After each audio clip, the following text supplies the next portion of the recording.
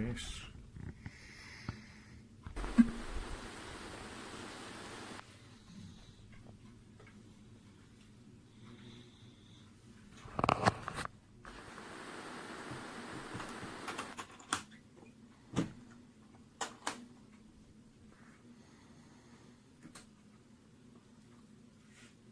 Ooh, wow.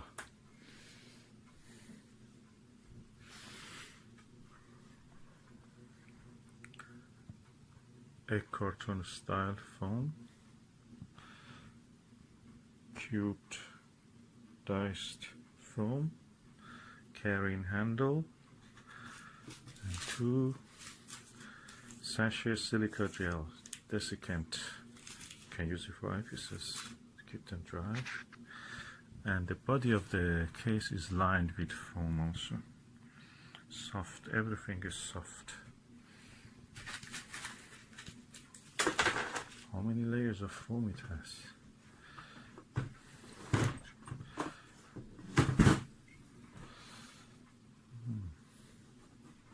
Look, one big chunky layer of foam, elegant. Now let's put the things that I want to put here. Okay, I'm going to put the very lightweight eyepieces which are really good at their class.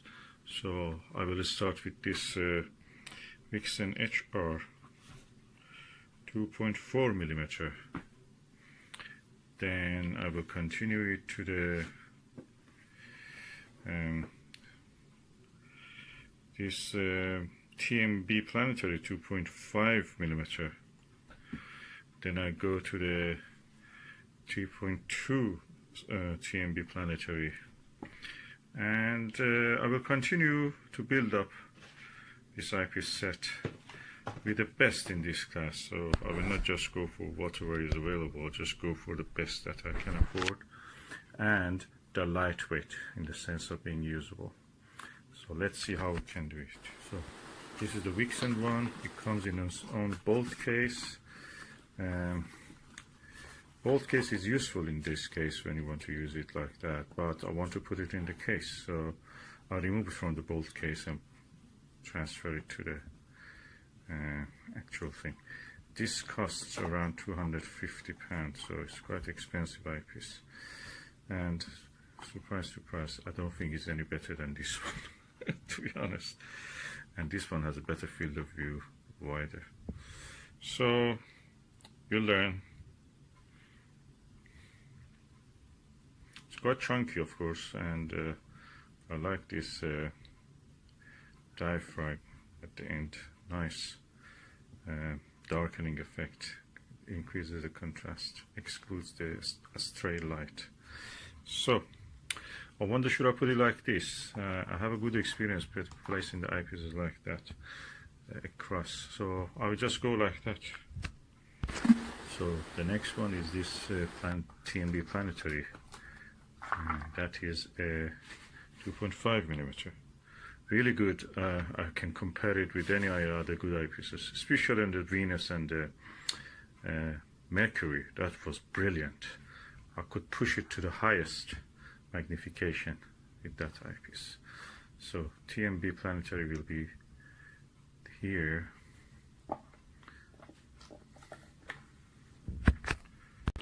Then we come to this TMB Planetary 2.2 millimeter. All very useful in their own, and I feel they're really in par with the more expensive eyepieces that may cost 10 times more than them. Then you will be surprised to know that this very cheap orthoscopic 4.8 millimeter is really good. Really enjoyed using this, so I'm putting it here also.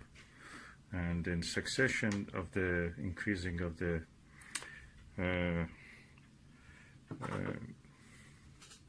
focal length and reduction in the power of magnification of the eyepiece, I'm going like that.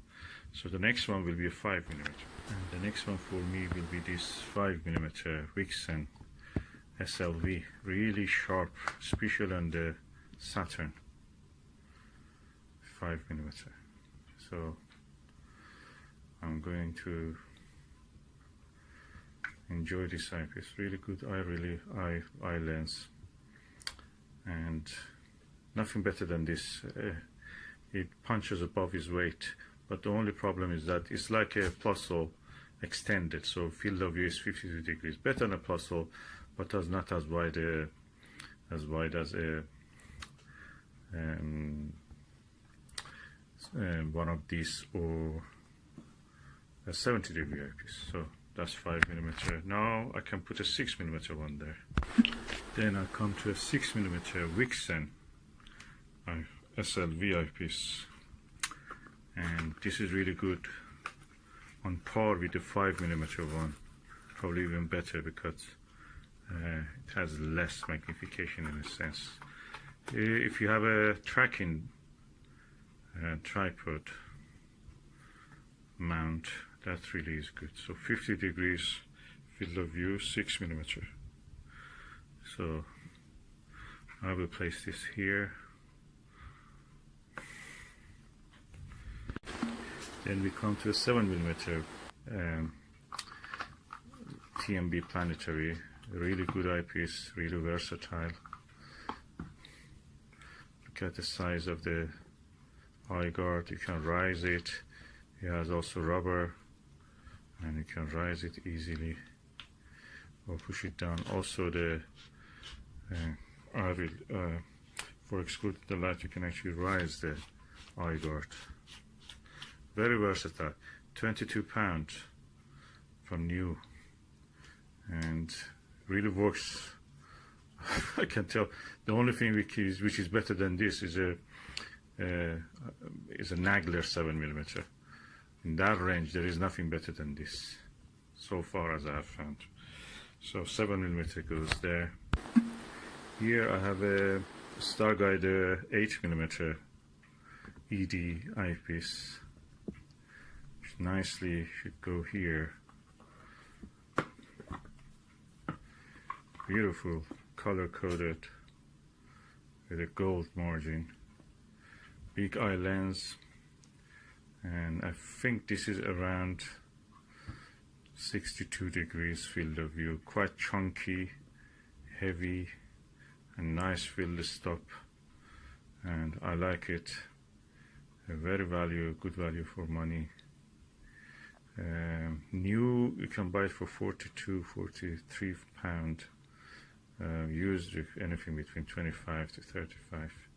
So the 8mm Starguider ED comes here.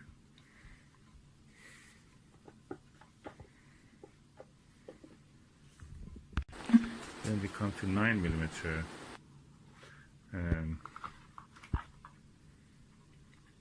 TMB planetary, which again goes here. Very able, capable eyepiece. Let me show you the eye lens. Quite large and well designed and built. Mechanically superb, and optically also. So 9mm goes here. Okay, I've decided to remove this orthoscopic eyepiece from here, just for the sake of, space. Also, that it doesn't exactly match with the others orthoscopics. I can make a case just for those orthoscopic eyepieces. So I'll remove that, and everything comes one row, one part upper. So have no more space here. Okay, I've decided between the 7 TMB and the 8 Starguider. Put my 7.5mm Takahashi LE, which is a nice eyepiece. And let's see how it goes here. Yeah, nice. Yeah, good. So that goes there. I want to have good quality at the same time, lightweight. Then I will have the 9, 12 and 12.5mm Takahashi LE. So let me just take this out. Yeah. So Takahashi LE comes here, 12.5mm. This way I'll be able to use it. When it is in the box, practically I tend not to use them. And here in this row, I'll bring the 18mm Takahashi LE eyepiece, which is a nice, good eyepiece. Bigger field of view than a orthoscopic. So far we have here 12 eyepieces, so I have a few more spaces here. Let me see what can I put there. Then we come to a big jump. From the 18mm we come to the 26mm. That's a plus of 26mm Celestron silver top, a legendary. Is in the class of the eyepieces like Atmos Scientific RKA. Really good eyepiece, as you can see, and I will place it here. Then from 25 to 20, this is 26, sorry, I should say, correct myself. From 26, I don't have any eyepiece that actually fits in the 1.25 inch eyepiece holder. Maybe I have, but they're not very good, or I have too many of the 26mm. So, the next one for me, which is really useful and good, is this Teleview 40mm plus, the easiest to look through, easiest for astrophotography, GG scoping, for holding a camera in front of an eyepiece. Really forgiving, and it's very sharp, I must say. It's one of the best eyepieces I've ever seen for planetary or wide field view. So for me, this 40mm comes here, and or probably I should put it like this against the others. So now we make the space for the eyepieces and see how they will be. So far, so good. I'll just take a picture before making a space. And how I'll make a space? Practically plucking the foams. They're connected with just one tiny bit, and then I will press them against it so they will hold down. I will show you the result. So what I'm doing is just pressing and separating these connections, these tiny bits here, this tiny, and I press them down. So what I'm doing, I just cut this connection, these tiny bits here, press them down, break them down, and then every time if I want to change the eyepiece, or if I don't want to have that eyepiece here, I can just pull them up. At the moment, that's fine. And the eyepiece goes here and stays there with the number facing upward. So I do for the rest of them also the same. Now the 5mm also snugly has been fitted there. Now we go to the 6, 7 and the rest. 6mm is also snugly fit. Now we go over the 7. Now the 7.5mm Takahashi, such a tiny space it can fit. 4 by 2 diced cubes. So now if we go for the 8mm ED, 4mm ED is here, as you can see, and now fits snug. Nice. So I'll put the size upward. You can see the focal length. So far we have placed 8 of the eyepieces. Let's go and do the rest of it.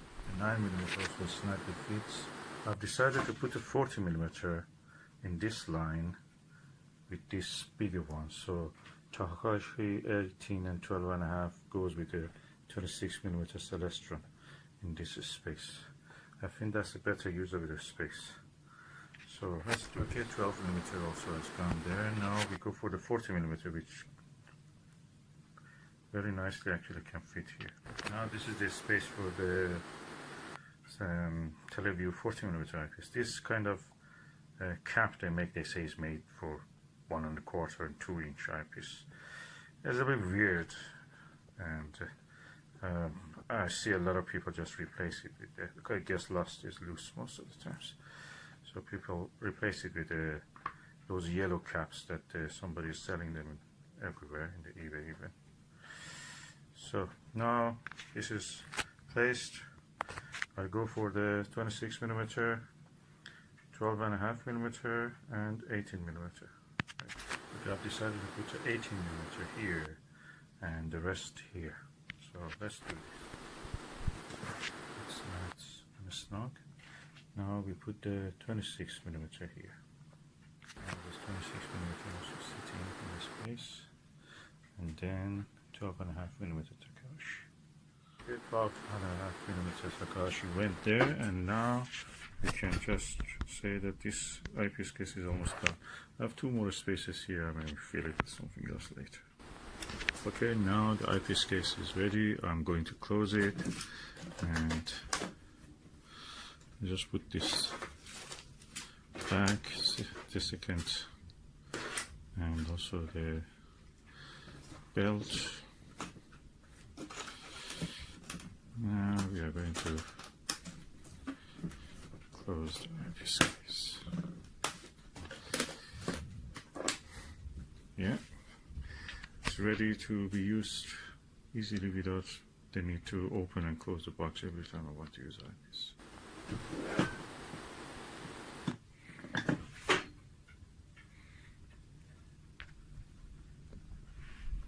Okay, my purpose of making this box of this case of eyepieces was to have eyepieces that are in weight equal to each other, not very far. So the telescope that I'm going to use with will not be out of balance every time I change the eyepiece. So that's for this reason.